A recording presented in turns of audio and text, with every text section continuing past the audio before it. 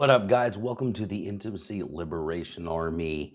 We got goals on the mind today, how to actually achieve your goals. And today we're talking about testing and iteration. So I get all these students, they hit me up and they're like, okay, well, what do I do when I take people on dates? And how do I ask them out? And like all these questions. And they have all these ideas on what they should be doing. And then they don't want to take action because they're not sure if the thing that they're thinking is going to be the thing that works.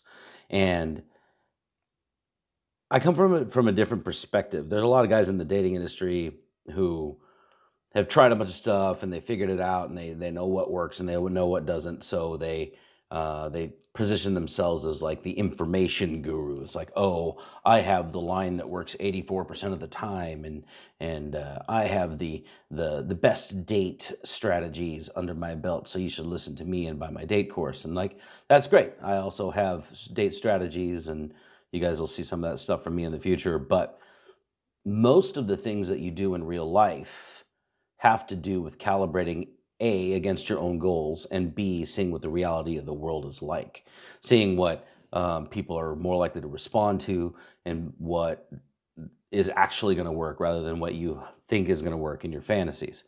And so the only real way to move that stuff forward and actually achieve the stuff that you're looking to do is to ask people out on dates, get them out on dates, and try a bunch of stuff.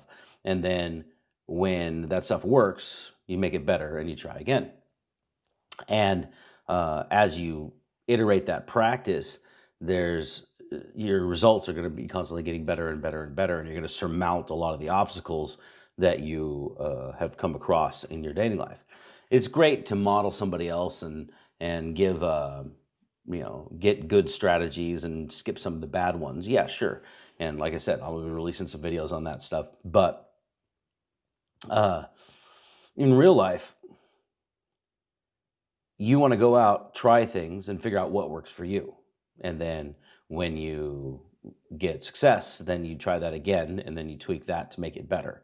If you get failure, then you will kind of X that out, come up with something different, and try that new thing. And if you do that and you iterate a bunch of times, what's going to happen is you're going to be good at it, and you're going to have your own system that you kind of made up in your brain, taking bits and pieces from everywhere else. Like if I ever run into something that I don't know how to deal with, then I will look up on YouTube, okay, how do I deal with this thing? And they're like, okay, well, here's 5 tips. And then there's another guy who's like, only do this. This is the thing that works. And then you go out, you test all that stuff. And there's like 5 or 6 different things you test. One of them works out really well for you and your personality and your delivery.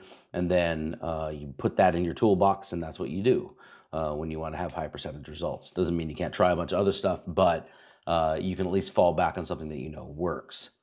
So how do we do this? First off, you set a goal. And if your goal is to get X amount of dates per week, like some of my guys from the Vegas workshops, they like, I want to go on 3 dates per week. Okay, well, that's your goal. You're going to work backwards from that goal. Like Stephen Covey says, begin with the end in mind. And you're going to say, okay, well, if I want dates, I've got to ask for dates, and then I've got to meet girls so that I can ask them, right? So those are your 3 steps, right? You're going to go out and you're going to meet girls, and you're going to figure out what to ask for dates. Well, the first thing you can do is be like, hey, I'd love to hang out with you some more. I think you're really cool. Let's get dinner this week. Let's get coffee this week, right? And there's 2 things you can do to ask for dates. So then you go out and you try it. You'll approach 10 to 15 people. You'll get into little conversations, and then you'll say, you know what, I want to get to know you a little bit better. Let's go get dinner. Let's go get coffee. Let's go get boba or whatever. And then a percentage of those are going to say yes, and some of them are going to say no. And then ones that say yes, then you figure out what happened in that interaction. And after you do it a while, you're going to figure out how well you're gauging rapport, and you'll be able to tell whether they're going to say yes or not. Like you'll just feel it. You'll calibrate it to the situation. So a lot of people hold themselves back from taking action, and then they don't, and then they don't get any results. So they can't figure out what to adjust. They can't figure out what to tweak when it comes to calibration. So you go out and you try a bunch of stuff. One of my favorite things is to ask people out on group dates, where not even a group date, but it's like, Like this Thursday, me and some friends are going to go country line dancing. I'd love if you'd come with us. And that is probably the highest percentage that I've done. I already have a plan. I already know what I'm doing. If they stand me up, I'm already there doing whatever the fuck I was going to do in the first place. So it's kind of like a win-win for everybody.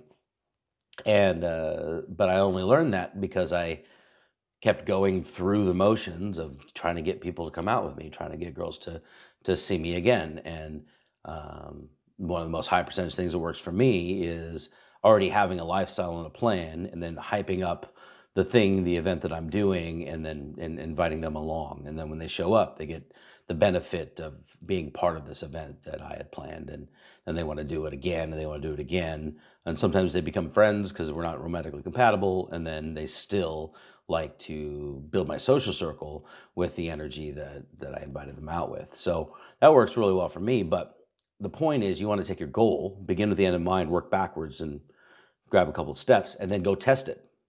And then once you get the results from the test, then you can be like, you know what, that didn't feel right. It didn't seem like it was a good thing to invite her to. Maybe I should invite a girl like this to a different event. Like maybe we should go out dancing, or maybe we should go out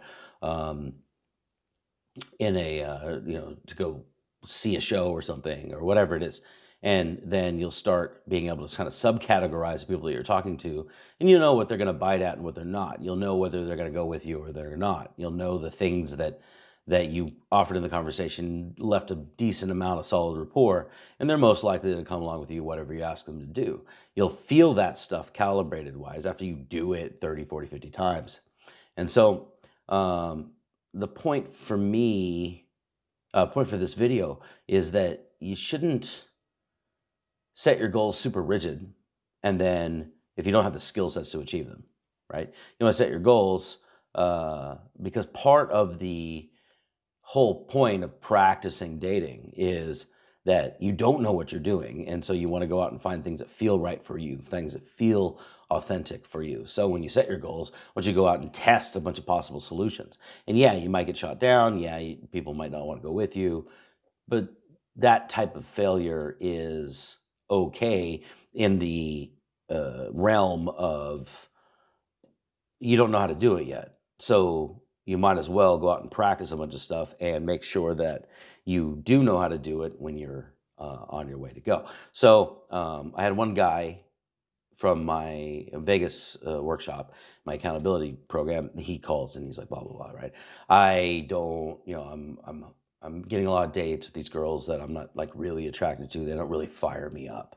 I'm like, okay, cool. Then why don't you just go approach girls that you're attracted to and stop approaching people that you don't like? And then he's like, oh yeah, well, I don't know what to do with them. Like the same thing you do with the other ones. Well, yeah, but they're not gonna be the same, and they're like then why are you going on dates that you don't want to go on with people that you don't want to go with, and then expecting to reach your goals of, your higher end goals of dating really hot people? He's like, oh well, I just thought I needed the practice. I'm like, well, yeah, you did the practice, so now iterate. Now ask the super hot ones, the ones that give you butterflies, out to the same dates that you're asking the other ones to. It's like, yeah, that makes sense. So I said, okay, cool. So go and do that and test that. And then if you have to modify it, then feel free to modify it with the data that you got when you were out on the date with the person that you wanted to be on a date with.